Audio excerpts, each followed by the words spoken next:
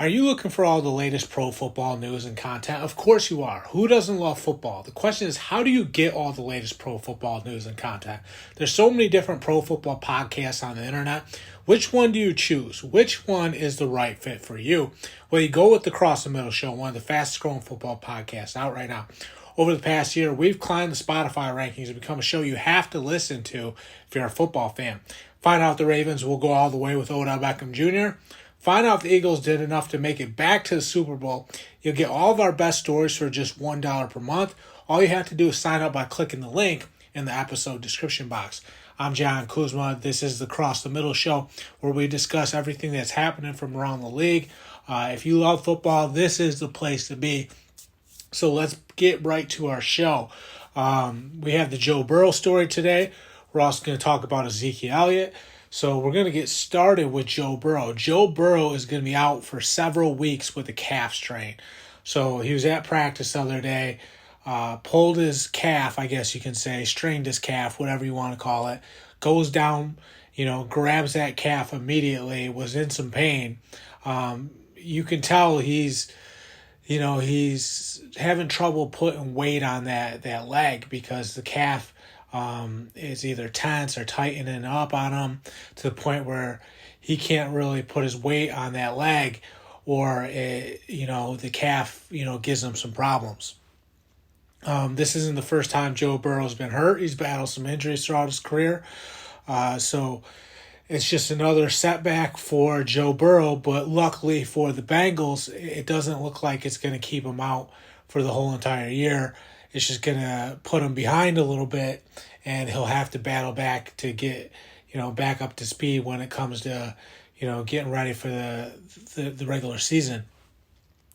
Now, the good news is Joe Burrow is going to be ready when it matters the most. Even if he had to miss a couple of weeks in the regular season, it wouldn't jeopardize the whole entire season for the Bengals. He would come back and they would still have a shot at turning that thing around. I'm not sure he'll even miss the regular season opener, just because Joe Burrow is a guy that is committed to playing. He's a guy that is down to play through some pain. If that's what he has to do, he'll do it. He's proven that in the past. So the Bengals fans shouldn't be in too much trouble when it comes to this situation, because Joe Burrow is going to do everything he can to be out there, to be on the field playing when it matters. Like I said, if he did have to miss a couple of games, there's still enough games left in the season that the Bengals could turn it around and still be a playoff team. I anticipate them being a playoff team. In my mind, there's no way they wouldn't be a playoff team. Even if he had to miss a couple games, even if they lost a couple games, there'd still be 15 games left. If I'm a betting man, my money's on the Bengals still getting in the playoffs. They're just too good of a team, and you look at how deep they've been going in the playoffs over the past handful of years. There's too many teams in the league that they're better than, and it would end up balancing itself out in the end. By the end of the regular season, the Bengals would be in the playoffs, they'd be in the hunt, and they'd be contenders. There's no doubt about that. So I wouldn't be too worried if I was a Bengals fan. Is it tough to have your starting quarterback get banged up before the season even starts? Yeah, it's never a good thing when something like that happens. It's the last thing you want, because now Joe Burrow is battling back, trying to get healthy again when he should be, getting reps and iron out the wrinkles on the offensive side of the ball. That's what he should be doing right now. Instead, he's got to play from behind a little bit,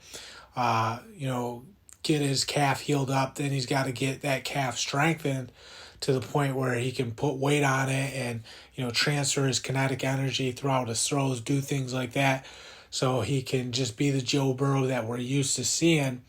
I think, eventually he's gonna be fine. It's just a tough blow for the Bengals.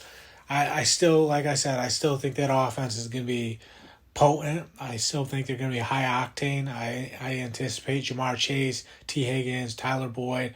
I anticipate all those guys balling out, playing at a high level, throwing the football all over the place like they always do. They're just so talented on the offensive side of the ball. And yeah, Joe Burrow's at the center of all that. I still think they could compete even if they had to go to the backup quarterback. They could keep games close, and yeah, they might not win, but there's still enough there where they could at least have a fighting chance. And then when Joe Burrow gets back, everything kind of resets. Joe Burrow would step into the starting lineup as long as he doesn't re-injure that calf, which, after all that time, after several weeks, it should, heal up and, be ready to go. After that time, though, when Joe Burrow steps back in that starting lineup, like I said, they're going to be throwing the football all over the place.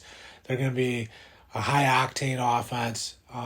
You're just not going to stop all those wide receivers with Joe Burrow. It's just not going to happen. It's a tall task for any defense, and there's a reason this team has been sniffing around a Super Bowl, for, like I said, the last handful of years, because they are such a good team.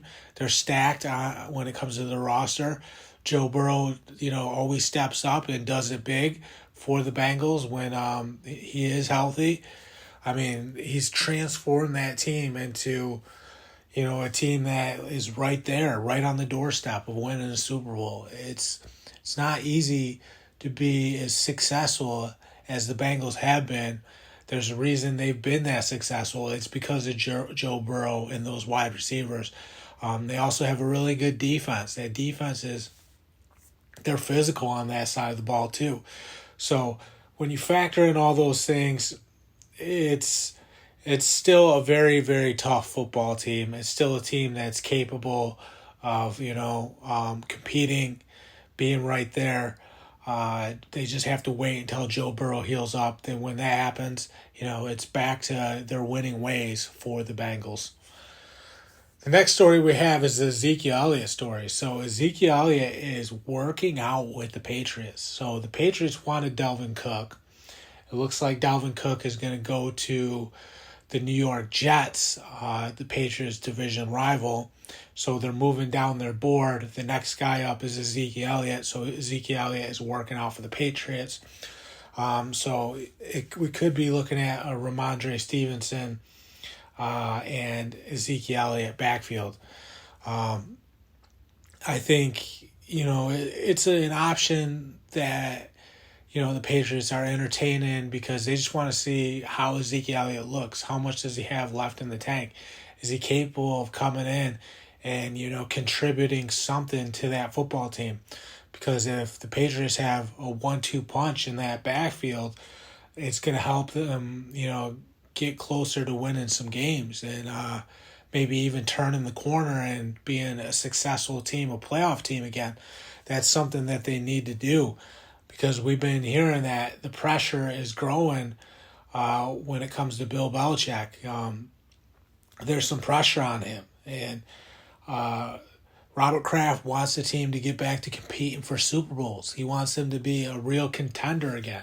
They haven't been that since Tom Brady left. So we'll see what happens with the Ezekiel Elliott thing. Will the Patriots step up and sign Ezekiel Elliott and team up Ramondre Stevenson and Ezekiel Elliott and just let those guys chip away at teams? Then let Mac Jones throw the ball a little bit. I mean, that's what they're looking at. Remember, they got Bill O'Brien as the offensive coordinator. So they should be better on the offensive side of the ball than having Matt Patricia call the offensive plays like he did that past year.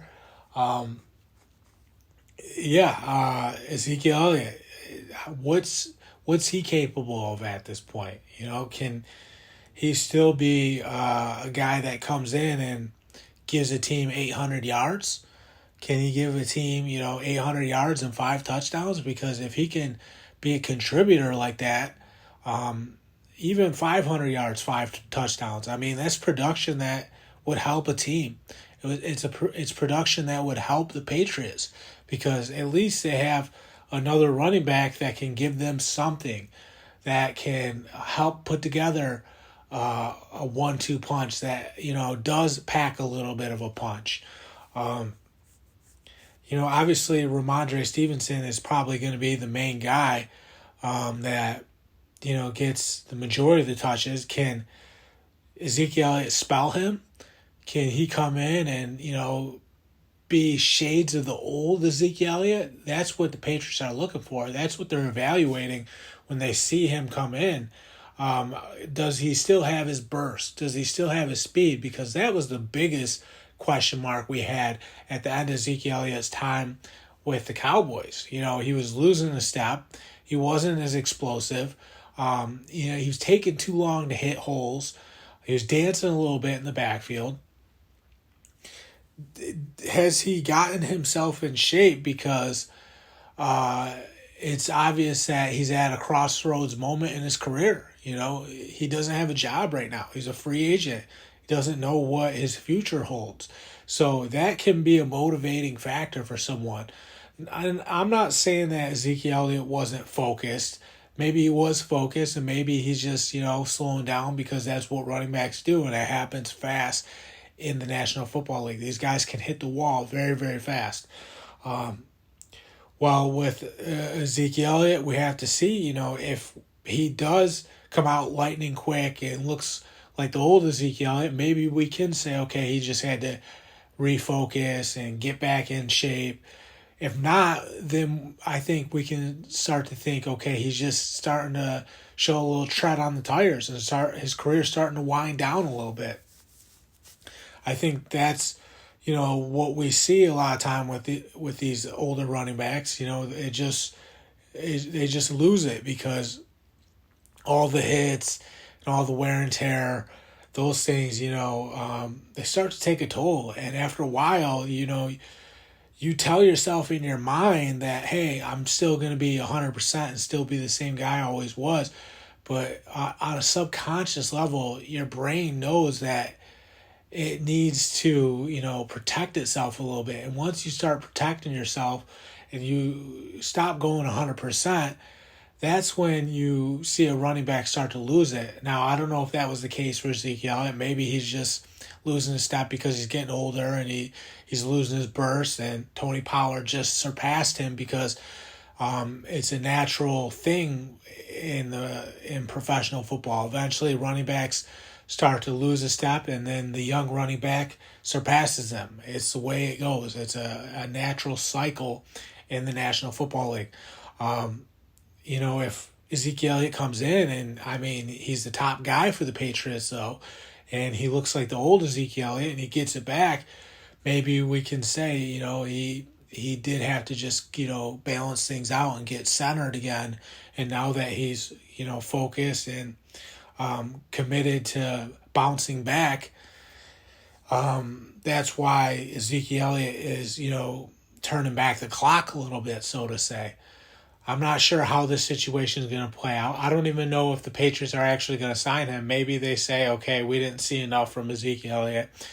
He's not where we expected him to be, so we're not going to sign him, and then he has to go to some other team to look for work. But I'm just reporting the news. The Patriots did bring Ezekiel Elliott in. He's working out for them. They're taking a long look at Ezekiel Elliott. He could be part of their backfield. It's something to keep an eye on. Ezekiel Elliott, the Patriots, that's the most we've heard on the Ezekiel Elliott front up to this point. So keep an eye on that situation. Maybe the Patriots will step up and sign Ezekiel Elliott. That's all I got for today's episode of the Cross the Middle Show. I'm John Kuzma. Sign up for $1 per month if you want to listen to all the latest pro football news and content. Thank you guys so much. Have a great day.